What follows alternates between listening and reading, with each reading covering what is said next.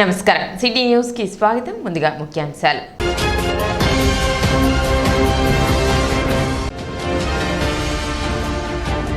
Tenali division JAC SC ST వర్గీకరణ వ్యతిరేక పోరాట సమితి ఆధ్వర్యంలో ఎస్సీ వర్గీకరణను వ్యతిరేకిస్తూ రౌండ్ టేబుల్ సమావేశం.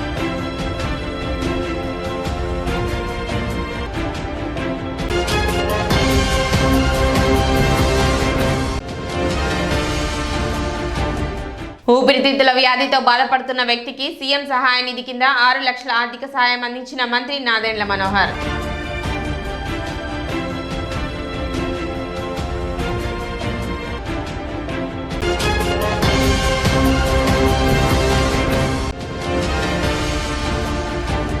పదవీ విరమణ పొందిన రిటైర్డ్ చీఫ్ ఎలక్ట్రికల్ ఇంజనీర్ ఆవుల మురళీకృష్ణ యాదవ్ కు తెలుగునాడు విద్యుత్ కార్మిక సంఘం ఆధ్వర్యంలో ఘన సత్కారం.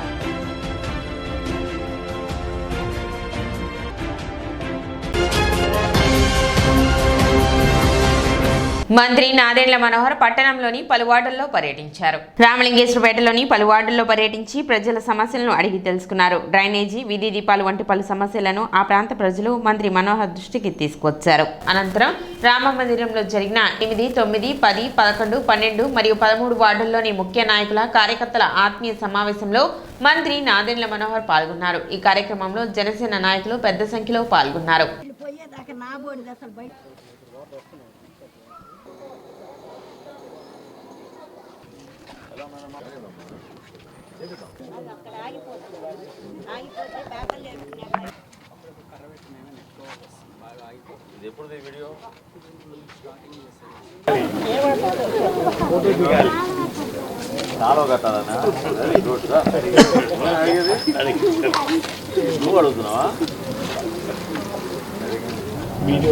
అప్పటి నుంచి మీరు ఇక్కడే ఉన్నారు. మీకు ఏమి ఎవరైనా సమాధానం చెప్తున్నారా? మీకు చెప్పట్లేదు, ఎవరు చెప్పట్లేదు,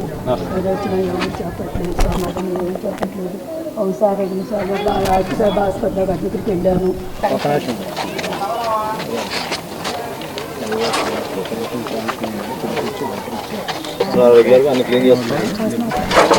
నేనండి తనతోటేగా ఇక్కడ అంతా చేస్తున్నారు. వచ్చినప్పుడు చూస్తాను.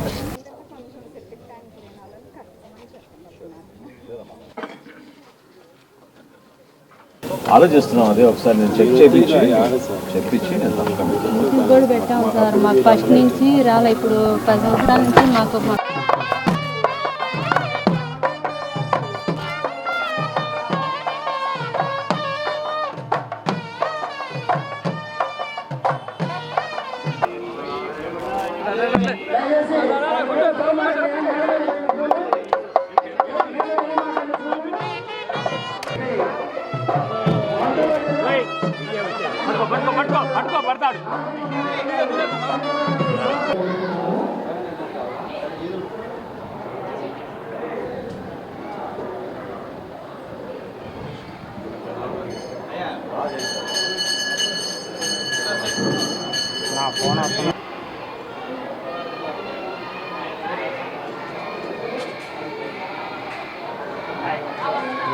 సంక్షేమం గురించి బటన్ ఒకేసాం ప్రతి ఒక్కరికి మేము ప్రతి కుటుంబానికి సాయం అందించామని చెప్పారు. కానీ వాస్తవంగా మనం క్షేత్రస్థాయిలో పర్యటిస్తుంటే ఈ రోజుకి కూడా చాలా ప్రాంతాల్లో ఎంతోమంది వచ్చి మాకు పెన్షన్ అందలేదు, ఇల్లు కట్టుకోవడానికి మాకు డబ్బులు ఇవ్వలేదు, ఇళ్ళ స్థలం చూపించారు కానీ అది ఎక్కడుందో కూడా తెలియదనే భావన చాలా వ్యక్తపరుస్తూనే ఉన్నారు. ఇప్పుడు ఈరోజు మన కాలువ పరిస్థితి మీరు చూశారు.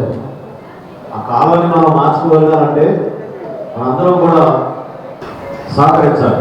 ఎందుకంటే పట్టణాభివృద్ధి అనేది ఒక వార్డులోనో, ఒక ఇంటి ముందు, లేదా ఒక అధికారి వచ్చినంత మాత్రానో, ఒక ఎమ్మెల్యే వచ్చినంత మాత్రానో సరిపోదు. పట్టణాభివృద్ధికి ఎప్పుడు కూడా ప్రణాళిక ఉండాలి.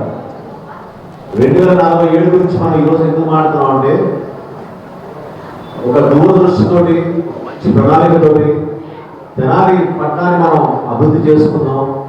గుంటూరు, విజయవాడతో పోటీ పడాలనే ఆలోచనతో నేను ఏ విధంగా ఆ రోజున ఇక్కడ పార్కులు కానివ్వండి, రోడ్లు కానివ్వండి, ప్రభుత్వ వైద్యశాల కానివ్వండి, ఇక్కడ పిల్లలు చదువుకోవడానికి మంచి ఏర్పాటు చేయడం కానివ్వండి, ఏ విధంగా కేంద్రీయ విద్యాలయాలు తీసుకొచ్చాము, ఏ విధంగా మన ఇక్కడ కాలేజీ నిర్మాణం కోసం సహకరించాము, ఏ విధంగా మనం మార్కెట్ యార్డ్లో రైతాంగానికి మంచి జరగాలన్న ప్రయత్నం చేశాము.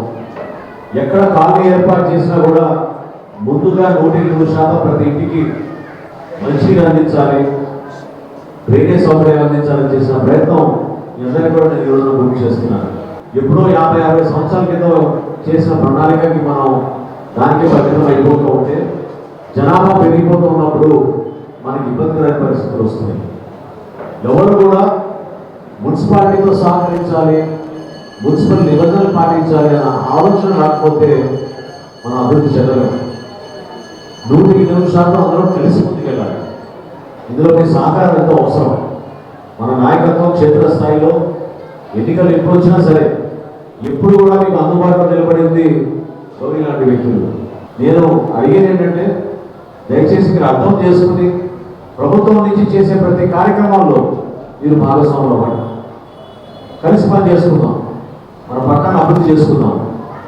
ఈరోజు మన పార్టీ గురించి మనం గర్వంగా చెప్పుకోగలుగుతున్నాం అంటే మనం ప్రభుత్వంలో ఉన్నాం కాబట్టి మనం చాలా గర్వంగా ఈ రోజున పార్టీలో అనుసంధానం చేసుకుంటూ ఒక వారధిగా మన ప్రజలకి ప్రభుత్వానికి మనం ఈ రోజున మారి పవన్ కళ్యాణ్ గారి నాయకత్వంలో, చంద్రబాబు నాయుడు గారి నాయకత్వంలో రాష్ట్రాభివృద్ధి సరిగట్టు మనం ముందుకెళ్దాం.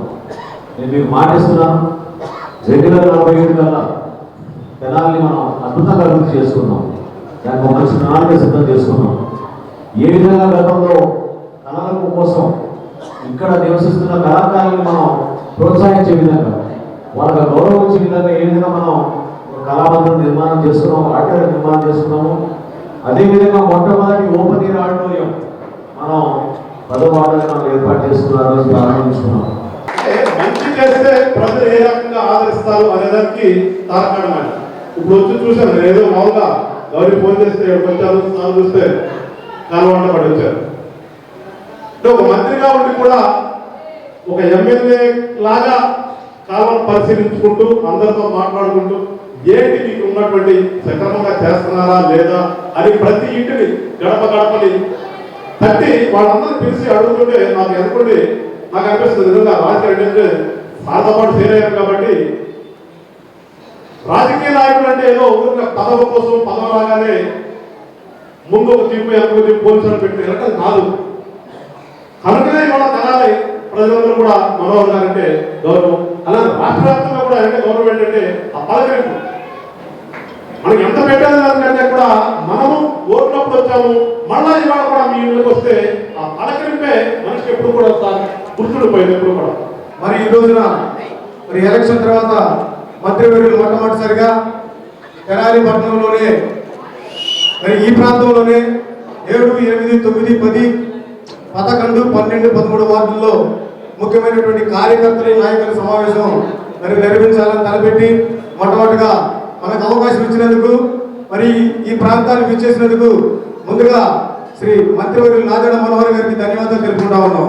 అత్యధిక మెజార్టీతో మరి రావడం జరిగింది. అందులో ముఖ్యంగా 11వ వార్డు ఎంపీ గారికి కానివ్వండి, ఎమ్మెల్యే గారికి కానివ్వండి, దాదాపుగా 2138 ఓట్ల పైచలకు తెనాలి పట్టణంలోనే 40 వార్డుల్లో అత్యధిక మెజార్టీ రావడం జరిగింది.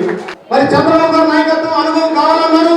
అలాగే పవన్ కళ్యాణ్ గారిని మరి ఎక్కువగా ప్రేమించిన వారు, ఎక్కువగా పవన్ కళ్యాణ్ సిద్ధాంతాన్ని నమ్మేవారు ఈ రాష్ట్ర ప్రజలందరూ కూడా జనసేన పార్టీని కూటమిని గెలిపించడం జరిగింది. Tenali division JAC SC ST వర్గీకరణ వ్యతిరేక పోరాట సమితి ఆధ్వర్యంలో ఆదివారం ఐతానగర్ శ్రీ పొట్టి శ్రీరాములు కమ్యూనిటీ హాల్లో ఎస్సీ వర్గీకరణపై సుప్రీంకోర్టు వెలువరించిన తీర్పును వ్యతిరేకిస్తూ రౌండ్ టేబుల్ సమావేశం నిర్వహించారు.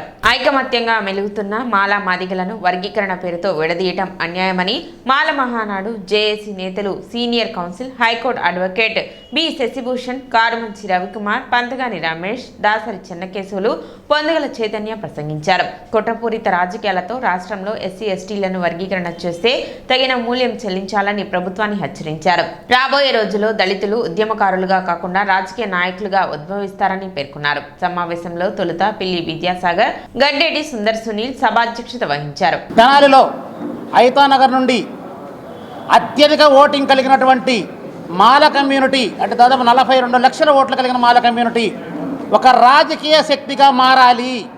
రాజకీయ శక్తిగా మారితేనే రాజ్యాంగ ఫలాలు మన ఇళ్ళకి, మన కుటుంబాలకు చేరతాయి. సామాన్యుడు చట్టసభలకు వెళితేనే రాజ్యాంగ ఫలాలు పేదవాడికి అందుతాయి. అప్పటి వరకు ఏమీ జరగదు. 2014లో చంద్రబాబుని, 19లో జగన్మోహన్ రెడ్డిని, మళ్ళీ ఆయన కాదని చెప్పి ఇప్పుడు మళ్ళీ చంద్రబాబు నాయుడు ఎక్కించాం. ఇలా వాడిని మార్చి వీడిని మార్చి వాడిని ఎక్కించడం మానేసి మనం గద్దెనెక్కడానికి ఈరోజే ఈ జనాల నుండే ఒక రాజకీయ ఉద్యమం నిర్మించాలని చెప్పేసి గ్లోబల్ లిబరేషన్ పార్టీ పిలుపునిస్తుంది.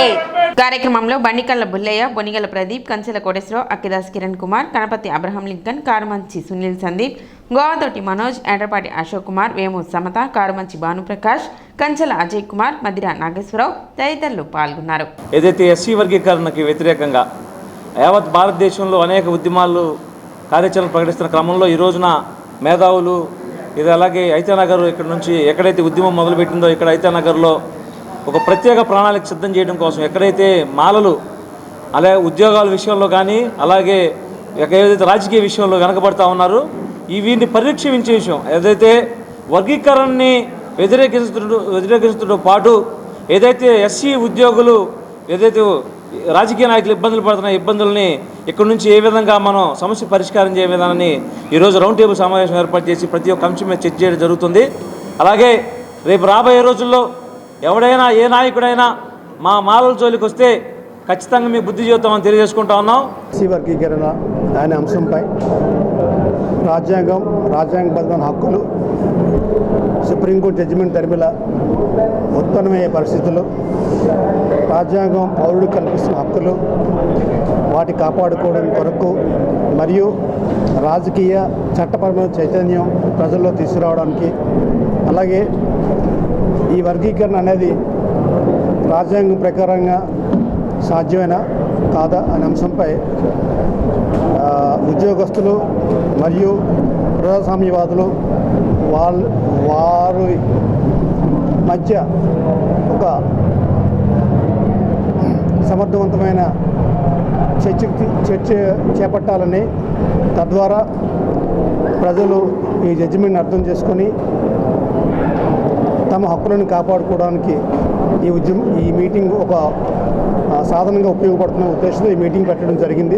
ఊపిరితిత్తుల వ్యాధి శస్త్రచికిత్స నిమిత్తం ముఖ్యమంత్రి సహాయ నిధి నుండి 6 లక్షల రూపాయల చెక్కును మంత్రి నాదెండ్ల మనోహర్ లబ్ధిదారులకు అందజేశారు. మండలంలోని చావవారిపాలెం గ్రామానికి చెందిన బొడ్డు కిరణ్ బాబు ఎంతో కాలంగా అరుదైన ఊపిరితిత్తుల వ్యాధితో బాధపడుతున్నాడు. ఈ నేపథ్యంలో వ్యాధికి సంబంధించిన శస్త్రచికిత్స హైదరాబాద్లో కూడా అందుబాటులో లేని క్రమంలో బెంగళూరులో శస్త్రచికిత్స నిమిత్తం ఆర్థిక సాయం అందజేశామని మంత్రి నాదెండ్ల మనోహర్ తెలిపారు. ఇటువంటి క్లిష్టమైన పేదరికంతో ఇబ్బంది పడుతున్న వారు ఎవరైనా ఉంటే తమ దృష్టికి తీసుకురావాలని, ఆర్థిక సహకారం అందించేందుకు కృషి చేస్తామని మంత్రి నాదెండ్ల మనోహర్ తెలిపారు.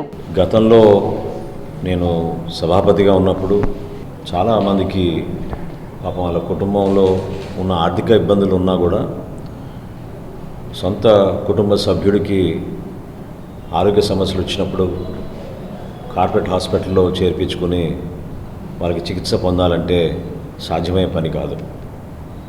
ఆ రోజుల్లో కూడా చిన్న చిన్న చికిత్సలు, మేజర్ చికిత్సలు వీటన్నిటికీ కూడా ముఖ్యమంత్రి గారిని ప్రత్యేకంగా కలిసి ముఖ్యమంత్రి గారి సహాయ నిధి నుంచి వాళ్ళకి ఆర్థిక సహాయం అందిస్తే ప్రాణాన్ని కాపాడుకునే విధంగా, వాళ్ళ బిడ్డల్ని కాపాడుకునే విధంగా ఒక ప్రయత్నం చాలా గొప్పగా చేసాం ఆ రోజుల్లో.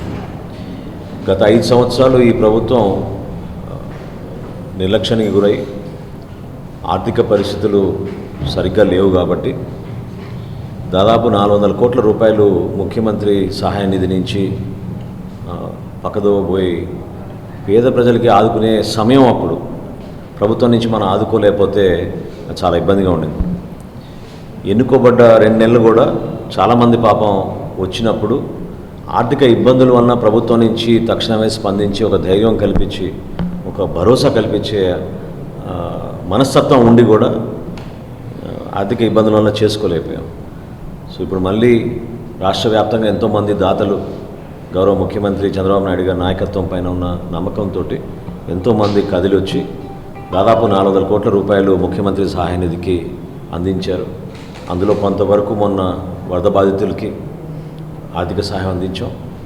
ఇంకా ముఖ్యమంత్రి గారి సహాయ నిధి మరొకసారి ప్రారంభమై క్షేత్రస్థాయిలో పాపం ఎవరైతే ఇబ్బంది పడుతున్నారో వాళ్ళకి అందించాలనే నిర్ణయం సీఎం గారు మన క్యాబినెట్లో చెప్పిన తర్వాత మల్లెపాడు గ్రామంలో మన కిరణ్ బాబు అనే పేషెంట్ లంగ్స్లో ఆయనకి వ్యాధి వచ్చి ఎప్పటి నుంచో పాపం వాళ్ళు సఫర్ అవుతున్న తరుణంలో హాస్పిటల్స్ ఎవరు కూడా మన రాష్ట్రంలో సరిగ్గా వాళ్ళకి సహాయం అందించకపోగా ప్రత్యేకంగా వాళ్ళకి అటువంటి వైద్య సేవలు ఇక్కడ లేవు అని హైదరాబాద్లో కూడా చెప్పిన తర్వాత నారాయణ హృదయాలయకి బెంగళూరులో వీళ్ళు వెళ్ళారు పాపం. ఎంతో కష్టపడి బతికించుకోవాలి, కష్టపడాలని మనస్తత్వంతో కుటుంబం అంతా కూడా అతని కోసం ఎదురు చూస్తున్న తరుణంలో 9 లక్షల రూపాయలు ఖర్చు అవుతుందని హాస్పిటల్ వాళ్ళు చెప్పినప్పుడు కట్టుకోలేని పరిస్థితిలో పాపం వాళ్ళు వచ్చినప్పుడు నేనే వాళ్ళ పరిస్థితి చూసి ముఖ్యమంత్రి గారిని ప్రత్యేకంగా రిక్వెస్ట్ చేస్తే మొన్న 6 లక్షల రూపాయలు శాంక్షన్ చేశారు. సో 6 లక్షల రూపాయలు ఈరోజు వాళ్ళకి ఆ ఆర్డర్స్ అందించి ఆ బాబు బాగా చికిత్స పొంది మెరుగైన వైద్యం కోసం పాపం ఆయన పడుతున్న కష్టాలకి మీ అందరం కూడా కలిసి దోహదపడే విధంగా ఒక ధైర్యం నింపే విధంగా ఈ కార్యక్రమం చేస్తున్నాం. చాలా పారదర్శకంగా నిజాయితీగా పాపం పేద కుటుంబాలు ఎవరైతే వైద్య ఖర్చులు భరించలేరో వాళ్ళకి ముఖ్యమంత్రి సహాయాన్ని అందించి పూర్తి మనసుతోటి సహకరించడానికి నేను సిద్ధంగా ఉన్నాను. మనోహర్ సార్కి వందనాలు సార్. నా పిల్లోడికి సీరియస్ అండి. 3 నెలల మెట్టి తిరుగుతున్నాం సార్. 3 నెలల మెట్టి తిరుగుతుంటే ఇప్పుడు పనే సార్. నా పిల్లోడు ప్రాణాలు కాపాడారు సార్. నేనేం చెప్పుకోలేను. సీరియస్ కేసు అండి. ఆక్సిజన్ పెట్టుకుని ఇంట్లో దగ్గుతున్నాడు. ఆ ఇబ్బంది చూసి మేము నిద్రపోవట్లేదు, అన్నం తింటలేదు, కంటిన్యూ నిద్రపోలేదు, భోజనం చేయట్లేదు, ఒకటే తిరుగుతున్నాం సార్. ఇట్లాంటి మంది ఎంతోమంది ఉన్నారు సార్. అంతమంది కూడా సహాయం చేయమని మేము ప్రార్థిస్తున్నాం సార్. ఇప్పుడు ఒక చిన్న విరామం.